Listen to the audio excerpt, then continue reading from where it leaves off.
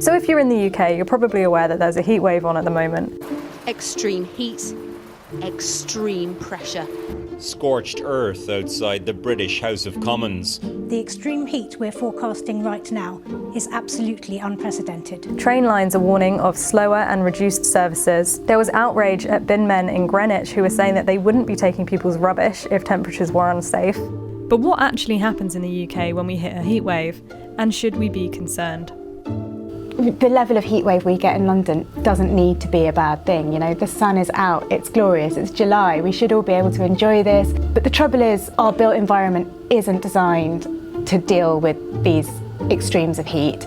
If what the scientists and the meteorologists are saying, and we're going to have more of these temperatures, we just need to be able to live with them. Of course, it isn't just homes that are affected by the heat. What about public buildings like schools?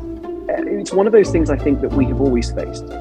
We're much more flexible now. There used to be strict rules at schools, certainly that I went to, that you couldn't, for example, there was an arbitrary date before which you couldn't wear shorts. I do think, obviously, with climate change, that heat is becoming much more of an issue. As heads, we have to be aware of anything that can impact the safety and the health and the well-being of our staff and our students.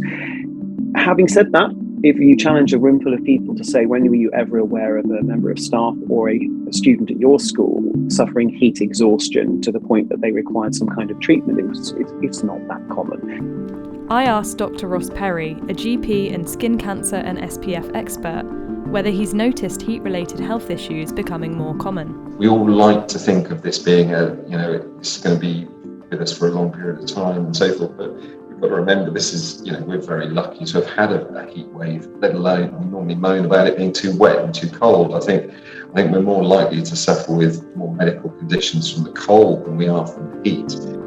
So it seems that the length of the heat wave is really key in determining the level of danger. But most patients already now know what they're needing to look for. They're very vigilant, and they're always talking about how much SPF they're wearing and so forth. And I just think that that's a fantastic thing. And that's always come through persistent and media sort of coverage, because every year we talk about skin cancer, we talk about SPF. It's the same topics again and again and again. But each time more and more people get the message. So it seems like bringing awareness to these issues has a positive impact on our health and well-being. But according to climate scientists, the short-term impact is not enough. So these temperatures aren't normal for the UK. When you look at the climatology of July temperatures, they are definitely not over 30s and near the 40s. That is not what we normally expect. This is extreme weather. And the one thing about what human-induced climate change is doing is making this extreme weather way more frequent, intense, and longer lasting in duration. For me, I'm a scientist, you need to focus on the facts. And the facts are that these heat events are really extreme, and they are only going to get more extreme if we don't do something about it. So you really need to report on this. The media needs to make a big issue. The Met Office has actually put out a big warning, which people are shocked about, which you shouldn't be, because this is actually expected. This is what scientists have been saying we should be worrying about 20 years ago, and it's happening now. With forecasters projecting 40-degree temperatures in the south, the government are warning those who are elderly or have health issues to take extra care.